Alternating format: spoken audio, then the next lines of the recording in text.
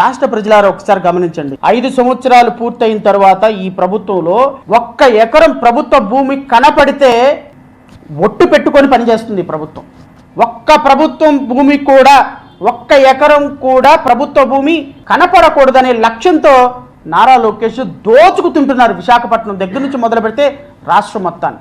ఈ రాష్ట్రంలో ప్రభుత్వం 2 సంవత్సరాల అధికారంలోకి వచ్చిన తర్వాత అలాట్ చేసినటువంటి ప్రతి భూమి బినామీ పేర్లతోటే ఉంది. బినామీ పేర్లతోటి ఈ ప్రభుత్వం SIPB కమిటీ అంటే chairman Chandrababu Naidu, vice chairman Pawan Kalyan ఆధ్వర్యంలో జరుగుతున్నటువంటి ఈ భూదందా ఇవన్నీ కూడా తమ బినామీ కంపెనీలకి, షెల్ కంపెనీలకి ఈరోజు కంపెనీ పెట్టు భూమి పట్టు, కంపెనీ పెట్టు భూమి పట్టు అనే ఒక పెద్ద బంపర్ ఆఫర్ పెట్టేశారు. ఎవ్రీడే నారా లోకేష్, పవన్ కళ్యాణ్ క్యాలిక్యులేషన్ వేసి తీసుకెళ్తున్నటువంటి ప్రజాధనం యొక్క వాల్యూ 300 కోట్ల రూపాయలు. 300 కోట్ల రూపాయలు ఎవ్రీడే ప్రభుత్వ భూముల ద్వారానే, కేవలం ప్రజా భూముల ద్వారానే ఎవ్రీడే. నువ్వు ఏమి ల్యాండ్ ఇండస్ట్రీ పెడతావో లేదో లేదు, మా భాగస్వామ్యం మాత్రం మాకు ఇచ్చేయి.